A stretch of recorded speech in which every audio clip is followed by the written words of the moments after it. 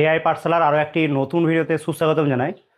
So আজকের ভিডিওর আলোচনার বিষয়বস্তু হচ্ছে ক্লাস 12 অর্থাৎ এইচএস ফোর্থ সেমিস্টারের যে ইংলিশ এক্সাম রয়েছে। তো সেই জায়গায় অনেকে ইংরেজি টিউশনটা নিতে পারোনি বা ইংরেজি পড়তে পারোনি, কম পড়েছো, বা অনেকে পড়লে আহ, অ- অনেক প্রশ্ন উত্তর মুখস্থ হচ্ছে না, বা লেখার অনেকের প্রবলেম রয়েছে।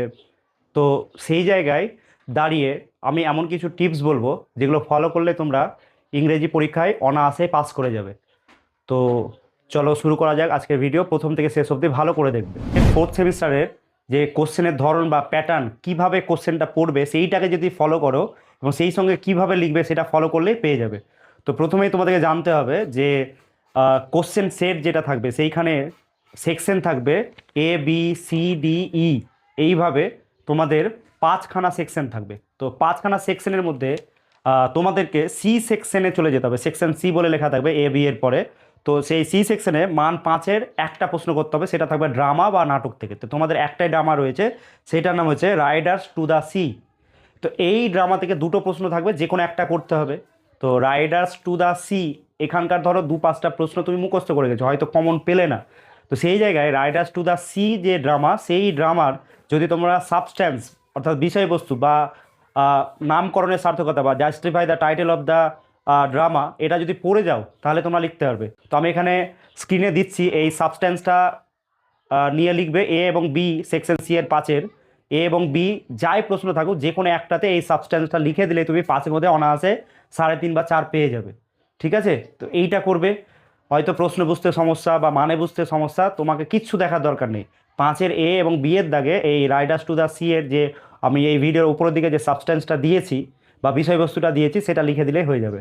বোঝা গেল? তাহলে তোমাদের 5-এর জন্য 4 হয়তো রেডি হয়ে গেল এখান থেকে।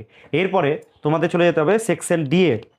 তো এখানে সেকশন ডি এ 6 নম্বরের প্রশ্নের অ্যান্সার করতে হবে, দুটো করতে হবে, 12। তো একটা হচ্ছে স্টোরি থেকে দুটো প্রশ্ন দেওয়া থাকবে, একটা করতে হবে। এবং 7-এর দাগে থাকবে কবিতা বা পোয়েম থেকে, এখানে তোমাদের 3টে প্রশ্ন দেওয়া থাকবে, একটা করতে হবে। তাহলে বুঝতে পারছো, একটা স্টোরি এবং একটা তোমাদের পোয়েম থেকে। তাহলে একটা একটা একটা স্টোরি এবং একটা পোয়েমের যদি তোমরা ভালো করে করে যাও সাবস্ট্যান্স বা বিষয়বস্তু, তাহলে যাই প্রশ্ন আসুক সেগুলো করে দেবে। এবার বুঝতে হবে যে কোন প্রশ্নটা কোন স্টোরির। তো তার জন্য যে দাগ নাম্বারগুলো বলবো সেটাকে ভালো করে মাথায় রাখো। দেখো সেকশন ডি এ 6-এর দাগের এ থাকবে ডাউন দ্য র্যাবিট হোল, এই স্টোরি থেকে একটা প্রশ্ন থাকবে, এবং বি এ দাগে থাকবে 3 কোশ্চেন থেকে।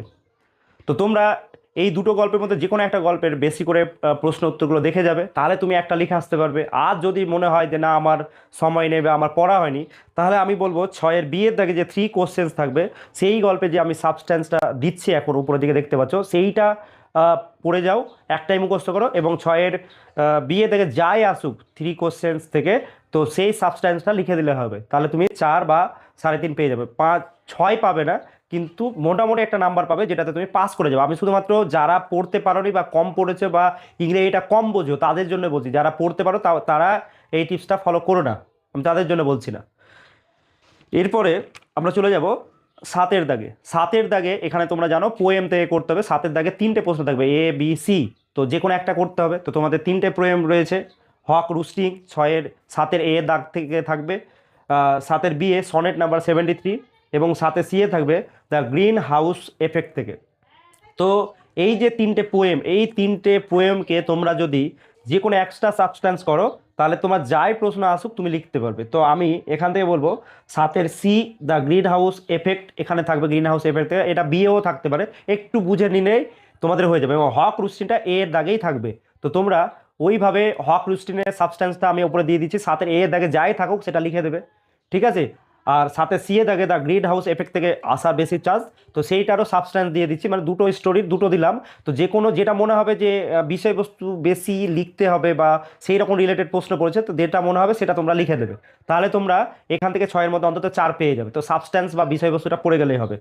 এবং সেকশন ইয়ে চলে যাব, এখানে তোমরা জানো 10 মার্কের প্রশ্ন করতে হবে। তো সেকশন ইয়ে 8-এর দাগ থাকবে, 8-এর দাগে এ থাকবে এসে অর্থাৎ প্রবন্ধ লিখতে দেবে। তো এসে প্রশ্নের কিছু আমি উত্তর দিয়ে দিব, এবং বিয়ে দাগে থাকবে ইমেল বা ব্লগ থেকে। তো ইমেল বা ব্লগ কিভাবে লিখতে হবে সেটা আমি বাংলা পরীক্ষা হয়ে যাওয়ার পরে আপলোড করব। তো এখান থেকে তোমরা 10 পেয়ে যাবে। তো দেখো 10-এর মধ্যে তুমি ওখানে 8 বা 7 পেয়ে গেলে, যারা কম বোঝো তাদের জন্য বলছি। এবং তুমি পোয়েম থেকে হয়তো 4 বা 5 পেলে, স্টোরি থেকে 4 বা 5 পেলে, তাহলে তোমার 4 4 8, আর এই দিকে হয়তো 7 15।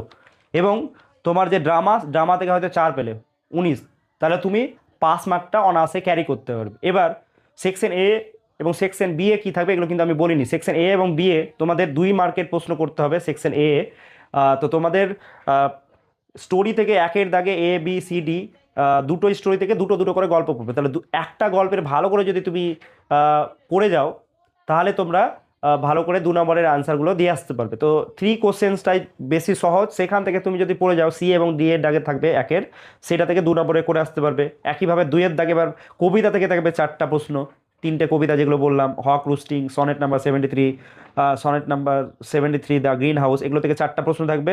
তো 3টা থেকে 4টা প্রশ্ন থাকবে, তাহলে তুমি দুটো কবিতা যদি ভালো করে পড়ে যাও 2 নম্বরের প্রশ্নগুলো, তাহলে হয়ে যাবে। তারপরে 3-এর দাগে থাকবে ডু অ্যাজ ডিরেক্টেড থাকে, সেখানে থাকবে সিম্পল কমপ্লেক্স, অর্থাৎ ট্রান্সফরমেশন, সিম্পল থেকে কমপ্লেক্স করতে দেবে, বা স্প্লিটিং, বাক্যটাকে ভাঙতে দেবে, এগুলো করতে দেবে।